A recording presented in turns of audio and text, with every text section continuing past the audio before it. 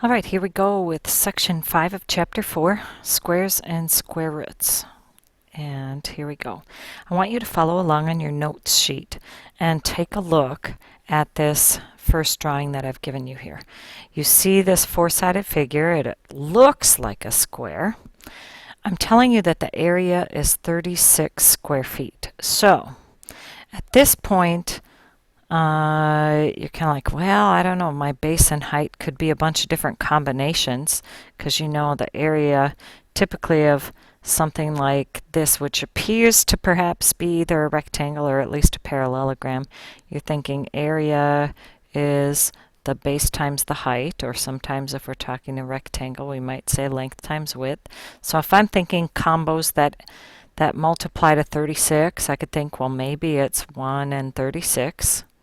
Or maybe I have 2 times 18 or 3 times 12. But that would indicate that my sides are quite different from each other. And frankly, this looks a lot more like a square. In fact, it is a square.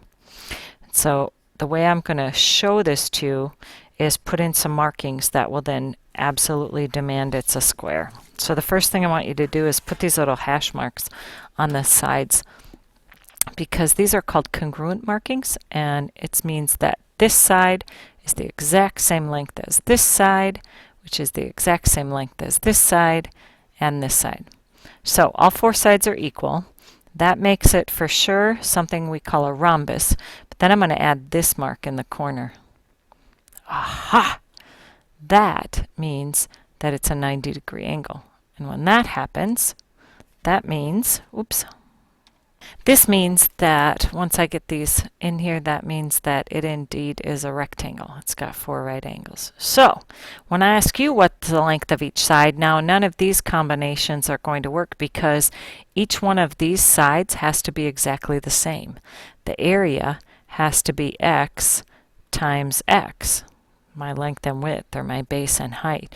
In other words, x to the second power, or x squared, is 36. And the only way that works, the only number times itself that is going to give me 36, it means each side has to be 6, and in this case 6 feet. Well, what that means is that we're going to focus a lot on what squaring numbers is. We'll look at a lot of pictures of squares, but it also means that we need to be able to go backwards from squaring. Remember when I said that I was looking for some number that when I multiply it times itself gave me 36. I'm really undoing a square, and we do that by taking what's called a square root. Maybe you've seen this symbol before. It kind of looks like a division symbol, but it's got this extra kick out on the side. This is called the radical symbol,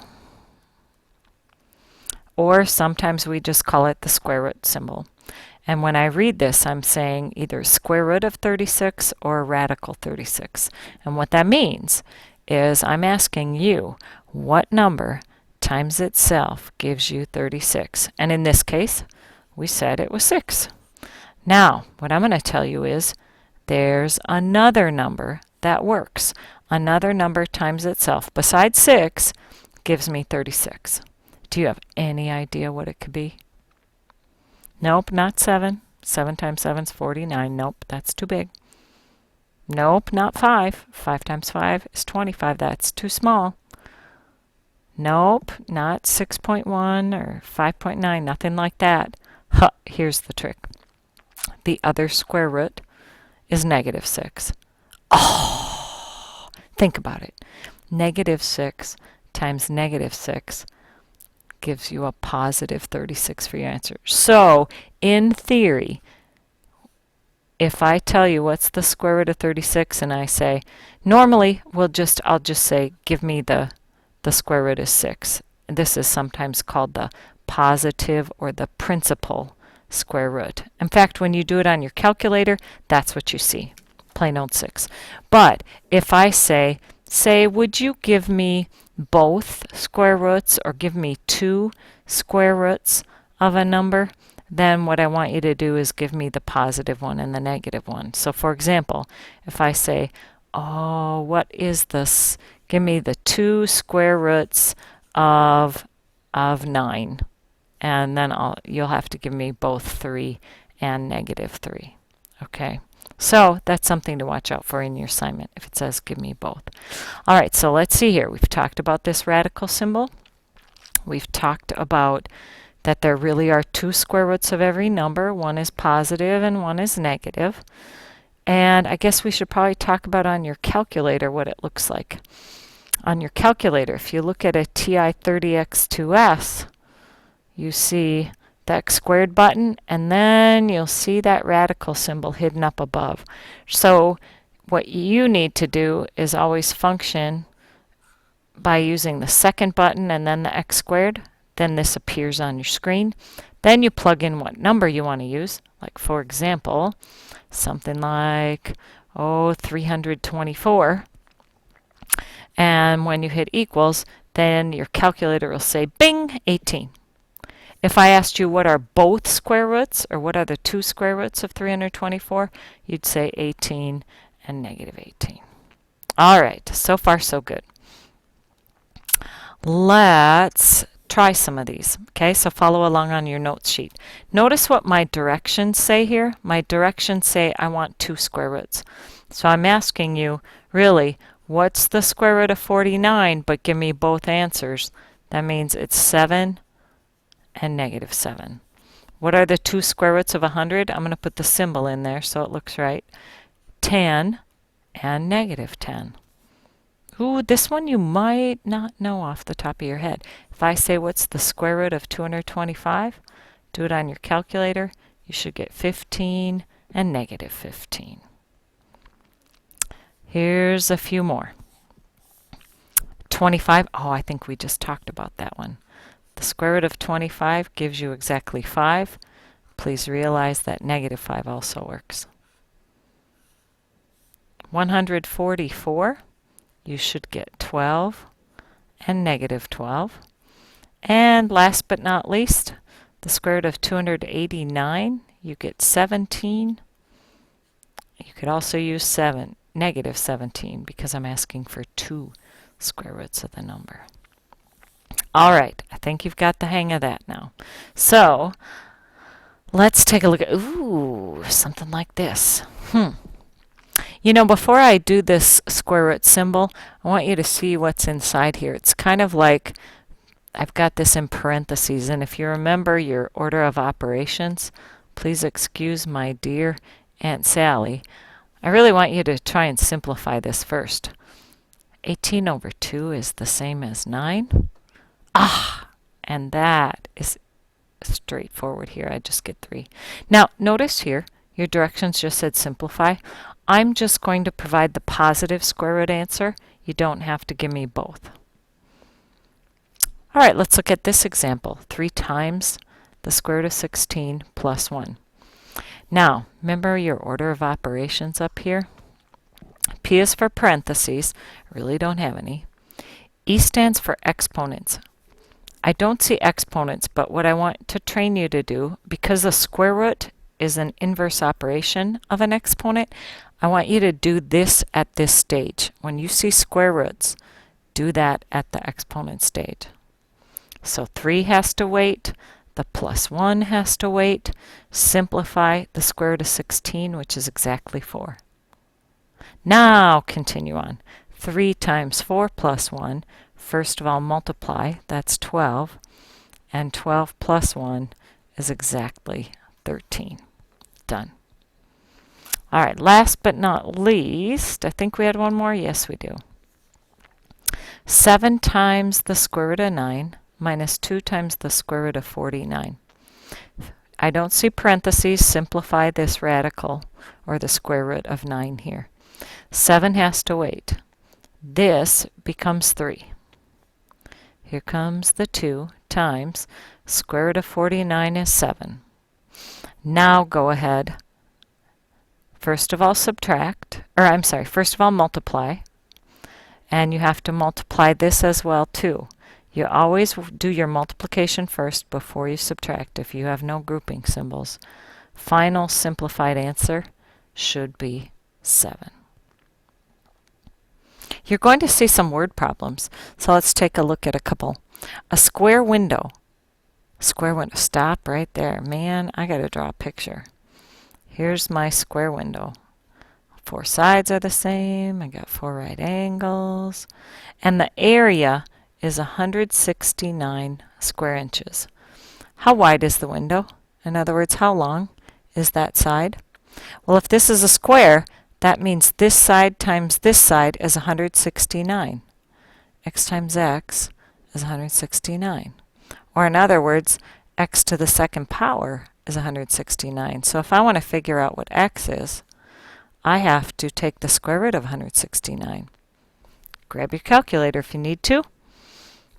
What number times itself is that? You should get exactly 13. So, how wide is the window? The window is exactly 13 inches wide. 13 inches. Here's another one. A square-shaped kitchen table. Stop right there. Here's my kitchen table. It's got a square shape. Okay, all sides are the same. Its area is 16 square feet.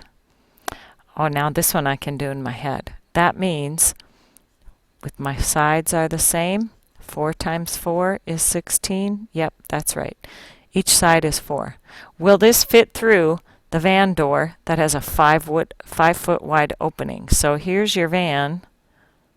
Wheel. Okay, here's the van, and you've got that sliding door open here. Okay, so you just slid it open. It's like this. Okay, and now, all right, I had to kind of redraw my van here a little bit to appease the computer.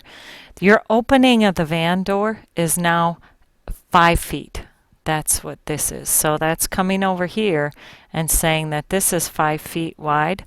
Can you get the 4 foot by 4 foot table in here? Yes, you can. Okay? Yes. 4 foot wide table will fit in the 5 foot wide opening. Not a problem. All right. You have a couple more expressions here in your notes to calculate. So 3 times the square root of 36 plus 7. Do evaluate the radical part here first. The square root of 36 is 6. Keep using your order of operations to say 18 plus 7 is 25. Done. Evaluate always means find the value and calculate what it's equal to. Now, on your notes, this plus sign didn't show up, so will you write that plus sign in there? The square root of this fraction, 25/16. Now, hold on. 25/16. That's not one that simplifies very well. 1 and 9/16 or 1.5625 or something like that. That's not the greatest thing to have a radical sign with. So let me show you another property on how to simplify this. To take a square root of a fraction, it is perfectly legal to say, hey, that's the same as taking the fraction of the 2 square roots. You can put the 25 on top with the radical sign, put your fraction bar, put 16 under a radical sign in the denominator, and simplify this. Because the square root of 25, awesome, exactly 5. The square root of 16, awesome, is exactly 4. Now I've gotten rid of all that radical business. I just simply have this numerical expression, 5/4 plus 3/4. Oh, I have common denominators already. All you have to do is add the numerators. And when you look at this, you say, 8/4, that's plain old 2. No problem. There we go. I want you to turn into your workbook.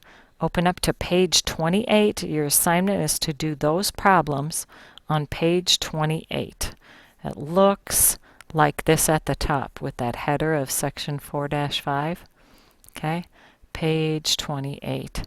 So what you'll do as you get this opened up, notice your instructions say find the 2 square roots. All right, so for 36, the square root would be 6 and -6. For 81, What number times itself gives you 81? It'd be 9 and -9, and so on. As you look through the rest, this next section you have to do some simplifying. Notice under the radical, I need you to think of this as do this operation first. So add 32 and 17 first and say this is the square root of 49. Oh, that's a nice one. You should get exactly 7. There you go, 7. All right, continue on. Simplify these. There are a couple of word problems down here at the bottom. Don't let all these words freak you out. You definitely want a calculator here, okay? And you're going to take the square root of this huge number, okay? You're going to take the square root of this number. So when you get there, make sure you've got a calculator handy so that you can calculate this for number 21 and the square root of 625 for this one, okay? And make sure you label this answer as feet and this answer as inches. Good luck!